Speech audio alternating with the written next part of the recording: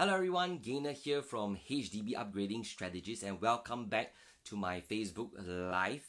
And today my live is actually episode 25, right? And I think now the time is actually around 9 p.m. Generally I will start a little bit later, which is around 10, but I think today probably I will just want to start at around 9, right? So what am I going to share with you guys today, right? What is today's topic actually? So today's topic is actually this, right? Is it worth buying loft units, right? Can you see? I actually draw a human here and I actually draw something here, a roof here, right?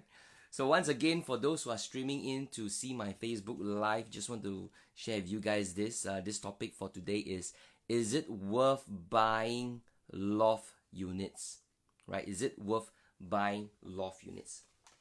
So I just want to ask, anyone probably knows what are loft units, right? Okay, so anyone knows what are actually loft units? Now in layman terms, right, loft units are what we actually say high ceiling, right? So probably if I draw for you, I'll just do one comparison. So this one I will just draw a condominium, a unit with a loft, which is a loft unit, and this one is just a normal one, right? So just probably this is just a condominium, right? This is a unit here, and this is probably here, right? This is another unit. Now can you see a difference, right? Actually a loft unit is what we call the difference in terms of ceiling height, right? Loft units are actually those with high ceiling. So in general, right, for a typical condominium, right, I think the ceiling height is probably around 2.8 meters, right? Generally, depending on all the different types of development. So this is actually 2.8 meters. So for high ceiling units, right, for loft units, the ceiling can go as high as, I think, depending on the different types of condominium, right? I think from 3+ meters, maybe 3+ meters, right, all the way to even 5 or probably 6 meters, I think, 6 meters, right? So the difference is this is the difference, this is the extra space, right? We call it the air space, right? Air space. So what we call is, this is the air space, this is extra.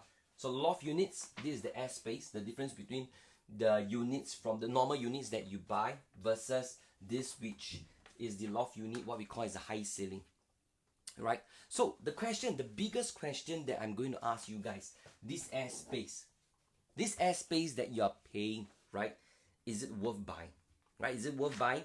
Once again, for those streaming in, I just want to share with you guys what is this topic again. Now the topic for today is it worth buying loft units? So if for those who are just coming in to stream, what are loft units? The difference is this is the airspace, meaning to say you go to a unit, you go to a development, and if let's say this unit is a high ceiling unit, that's the airspace, right? That's the space that you're going to pay. So is it worth paying this amount, right? And that's why today I want to extract probably just one example to share with you guys, and from then on you probably can decide whether does it suits you, right? Of course, what is the good thing about condos with high ceiling, right? I think there are some definitely a certain group of buyers who probably love to own properties with high ceiling, right? And in this video, there's no right or wrong. It really depends on you, because the good thing about high ceiling units is the moment you step inside a condominium or probably that particular unit, you will feel that it's grand, it's big, it's spacious, and that is one of the good things, because a lot of buyers, probably if today you want to buy, you want to invest, and in the future you want to sell this type of units, the good thing is that your buyers, when they come in, they walk inside your unit, they are really very visual, right? When they are visual, they will probably fall in love with the unit just because they feel that the place is grand, the place is spacious. I just give you probably one example from me, right? Previously, when I want to buy my resale condominium, right? I wanted to shift, so I actually viewed quite a lot of different units. There's one particular unit that actually went inside. It's a 4-bedroom in Punggol condominium, right? It has high ceiling in his living room, right? And when the moment I step inside the house, I really feel that the whole place is big, very spacious. And at that very moment, I fell in love with the unit, right? And that's the good thing about high ceiling units or loft units, right? If you can see.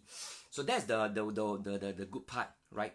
But coming back to today's topic, which I want to highlight again, is it really worth buying properties as an investment, especially for this type of loft units, right?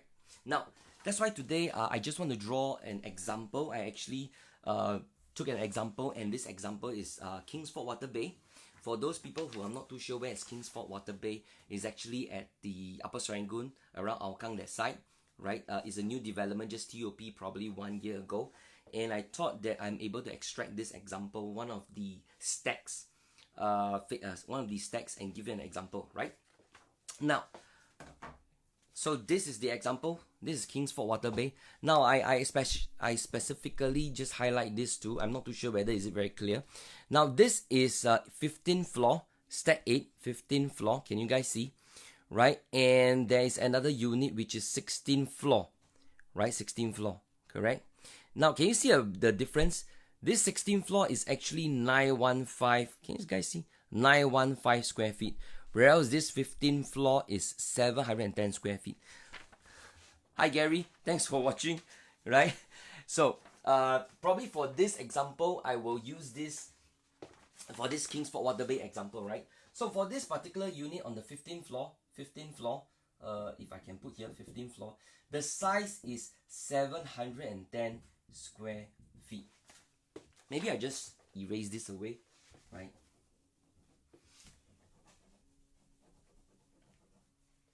Okay, so for this particular unit, the size is 710, it's on the 15th floor, 710 square feet.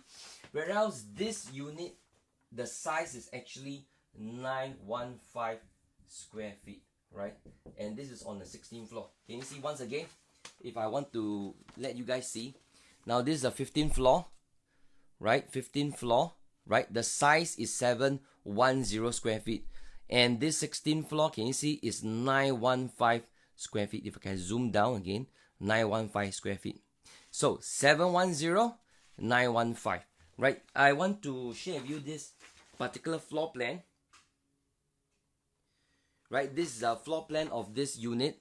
Can you see?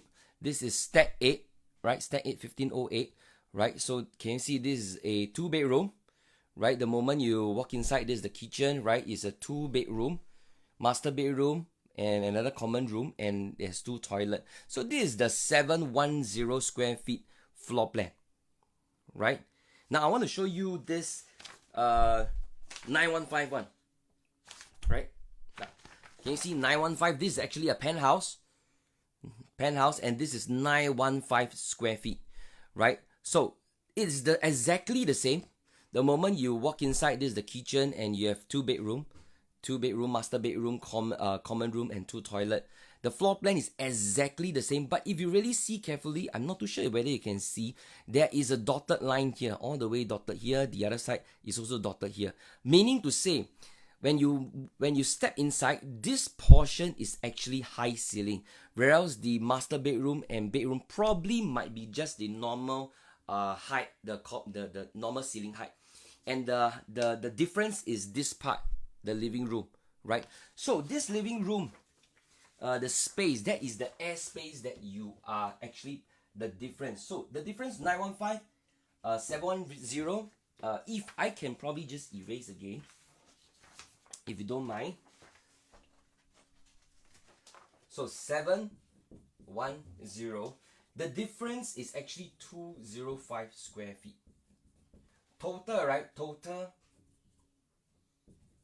is actually 915 square feet, right? Can you see? This is a 15th floor, 16th floor. 16th floor, you are buying at 915 square feet. This is the total.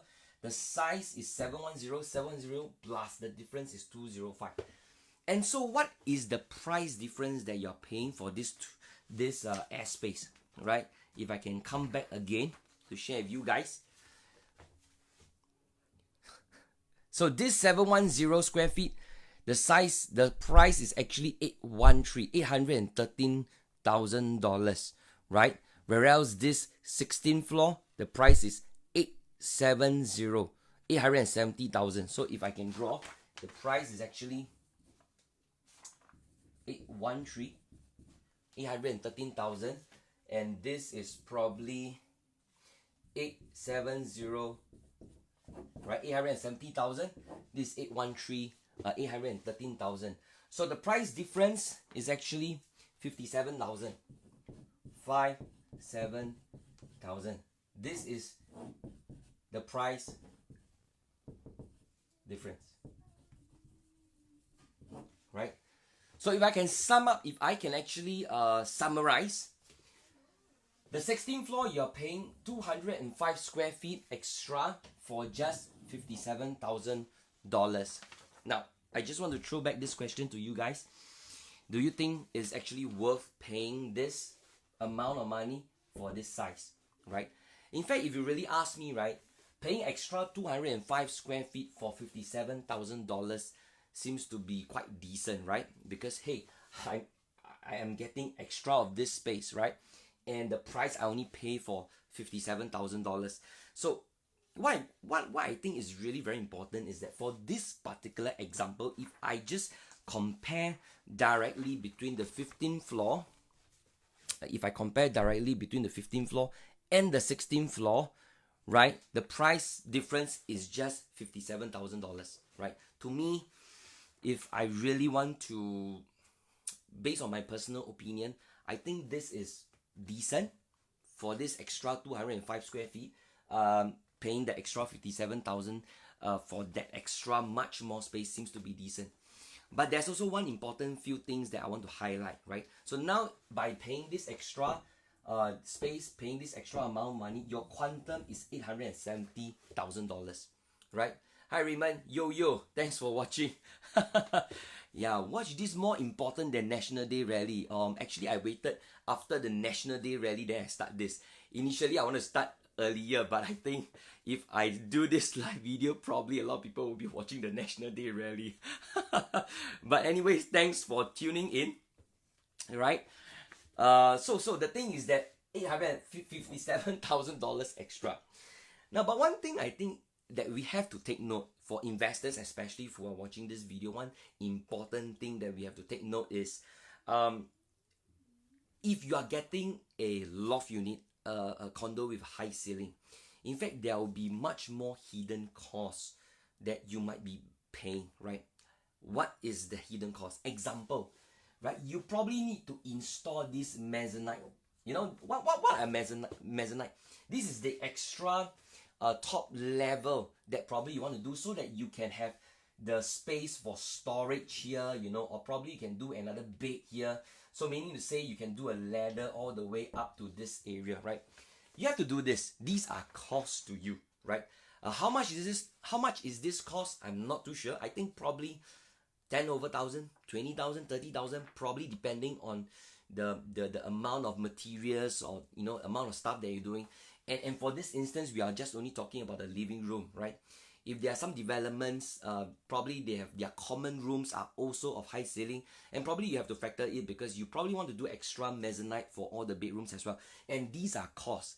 And if you really sum up all these costs, it is probably much more than what you are paying for this extra space, right? And I just want to tell you one thing. This may not be significant to you, but I have been seeing some of the owners, or probably for the past few years, my experience with all these owners who own the high ceiling. And honestly speaking, curtains, you know why are your curtains? Because it's a loft unit, the window is much longer, and that's why your curtain that you're doing, or roller blinds, is definitely much more longer, and these are costs as well. And you know, the one critical thing is, you know, one of my clients who wants to do a Chinese New Year spring cleaning, or want to wash the curtains, you know, stuff like that, and she don't have the labor because it's really very high. And what does she do?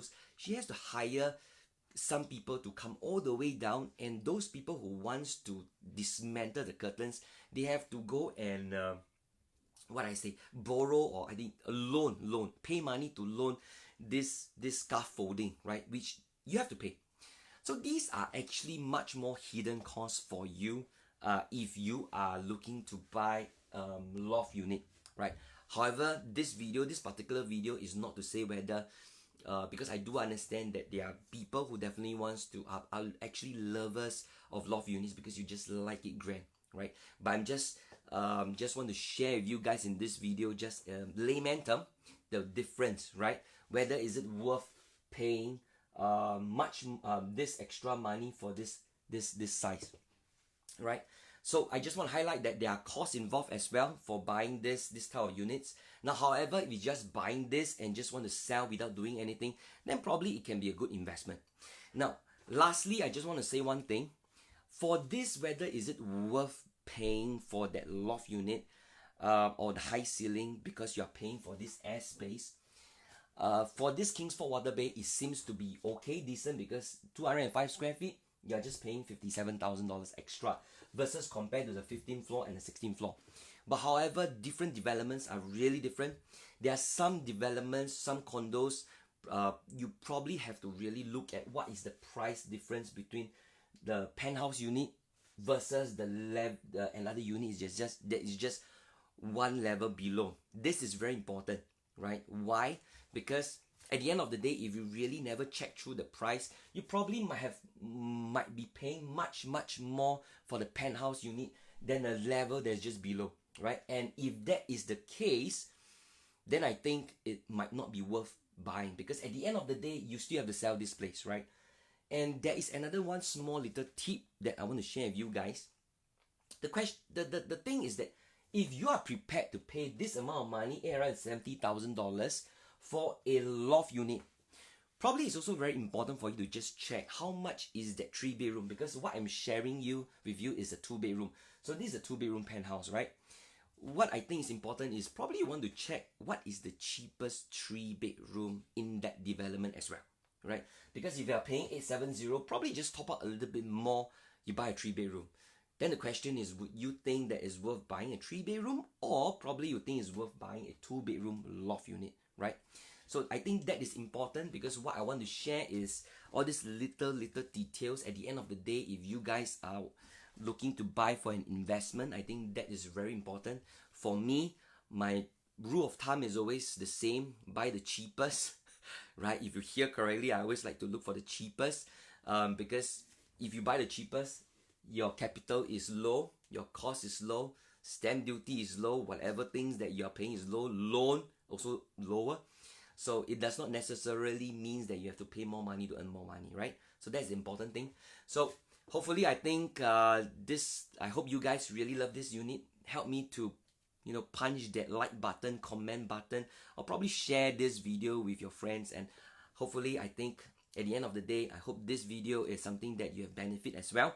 Once again, what is this topic? The topic is it worth buying loft units? So hopefully you guys enjoy this video, and thanks so much. See you guys next week. Bye bye.